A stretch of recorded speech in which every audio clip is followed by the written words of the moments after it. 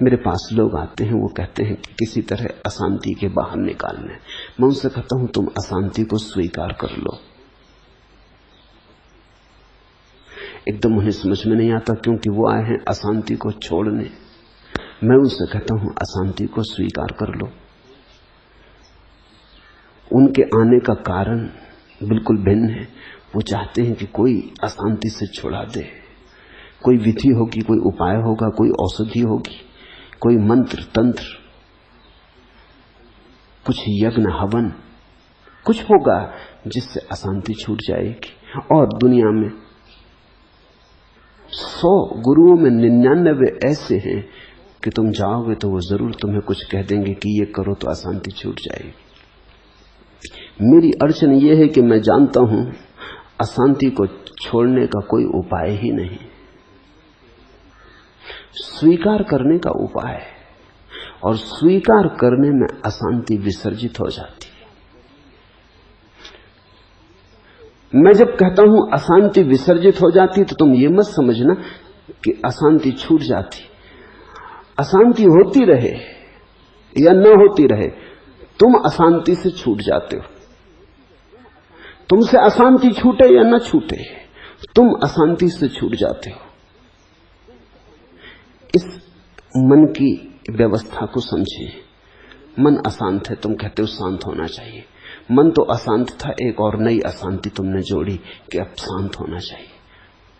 मन की अशांति को समझो। तुम्हारे पास 10,000 रुपए हैं, तुम 10 लाख चाहते थे, इसलिए मन अशांत है। जितना है उससे तुम तृप्त न थे। जो नहीं है वो तुम मांग रहे थे। नहीं की मांग से अशांति आई। अशांति आती अभाव से। जो है उससे अशांति कभी नहीं आती, जो नहीं है उसकी मांग से आती। जो पत्नी तुम्हारी है उससे सुंदर चाहिए, जो पति तुम्हारा है उससे ज्यादा यशस्वी चाहिए, जो बेटा तुम्हारा है उससे ज्यादा बुद्धिमान चाहिए,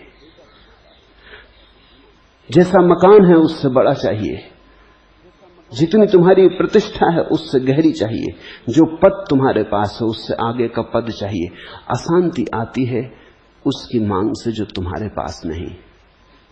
फिर जब तुम अशांत हो गए तो अब तुम एक नई बात मांगना शुरू करते हो। पुराना जाल तो कायम है और उसी जाल का गणित और फैलता है। अब तुम कहते हो मुझे शांति चाहिए। अब शांति नहीं है तुम्हारे पास, अब तुम्हें शांति चाहिए। तुम समझे, इसका मतलब हुआ कि अब जाल और भी जटिल हो जाएगा। जो आदमी साधारणता अशांत है और शांति की झंझट में नहीं पड़ा है, वो उस आदमी से ज्यादा शांत होता है जो शांत होने चाहने की झंझट में पड़ गया। ये एक और उपद्रव हुआ। अशांत तो तुम थे ही, तर्क था कि जो नहीं है वो होना चाहिए। अब शांति नहीं है, शांति होना चाहिए। एक और नई झंझट शुरू हुई। जो तथाकथित धार्मिक लोग हैं उनसे ज्यादा अशांत व्यक्ति तुम दूसरे ना पाओगे। सांसारिक व्यक्ति उतने अशांत नहीं है। मंदिरों में, मस्जिदों में झुके लोग, पूजा गृहों में बैठे लोग, तपस्या उपवास करते लोग तुम्हें जितने अशांत दिखाई पड़ेंगे, उतने तुम्हें साधारण लोग होटलों में बैठे चाय पीते, अखबार पढ़ते, उतने अशांत न दिखाई पड़ेंगे। कम से कम उनके पास एक ही अशांति है, वो संसार में कुछ पाना चाहते। धार्मिक व्यक्ति के पास दोहरी अशांति है, वो परलोक में भी कुछ पाना चाहता है। न केवल परलोक में कुछ पाना चाहता है, यहां भी शांति पाना चाहता है, आनंद पाना चाहता है, ध्यान पाना चाहता है। और सारा जाल इतना ही है कि तुम अगर कुछ पाना चाहते हो तो तुम और अशांत होते जाओगे। मैं कहता हूं जब कोई शांति की खोज में आता कि तुम अशांति को स्वीकार कर लो। उसे समझाता हूं, कभी कभी उसकी समझ में भी आ जाता है ये बात कठिन है। अशांति को स्वीकार कर लो तो फिर शांत कैसे होंगे? तुम्हारी बात भी मेरी समझ में आती, लेकिन मैं तुमसे कहता हूं जब भी कोई शांत हुआ है अशांति को स्वीकार करके हुआ है। सुन के मुझे, समझ के मुझे कोई राजी हो जाता है कि अच्छा तो स्वीकार कर लेते, फिर शांत हो जाएंगे।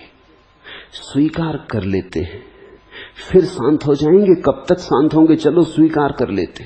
तो मैं उनसे कहता हूं ये तो तुमने स्वीकार किया ही नहीं, अभी भी तुम्हारी मांग तो कायम है कि शांत होना है। स्वीकार करने का अर्थ है जैसा है वैसा है, अन्यथा हो नहीं सकता। जैसा है वैसा ही होगा, जैसा हुआ है वैसा ही होता रहा है। जब तुम इस भांति स्वीकार कर लेते हो तो पीछे ये प्रश्न खड़ा नहीं होता कि स्वीकार करने से हम शांत हो जाएंगे। और शांति उसी घटना की स्थिति है जब जो है स्वीकार है। फिर कैसे अशांत होगे बताओ मुझे? फिर क्या उपाय है अशांत होने का? जो है जैसा है स्वीकार है। फिर तुम्हें कौन अशांत कर सकेगा? कैसे अशांत कर सकेगा? फिर तो अगर अशांति भी होगी तो स्वीकार है, फिर तो दुख भी आएगा तो स्वीकार है, फिर तो मौत भी आएगी तो स्वीकार है। तुमने चुनाव छोड़ दिया, तुमने संकल्प छोड़ दिया, तुम समर्पित हो गए, तुमने कहा अब जो है वही है। और उसी दिन वो महाक्रांति घटती है जिसका इस सूत्र में इंगित है। मई अनंत महाबोधो विश्व पोता इतस्तता। मुझ अंतहीन महासमुद्र में विश्वरूपी नाव अपनी ही प्रकृत वायु से इधर उधर डोलती।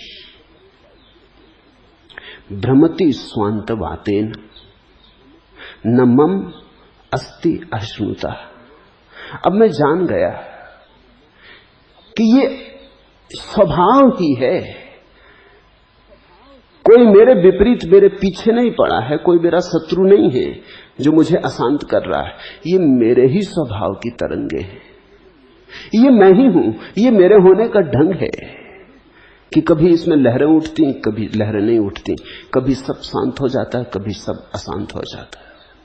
ये मैं ही हूं और ये मेरा स्वभाव है। हरिओम तत्। आज इतना।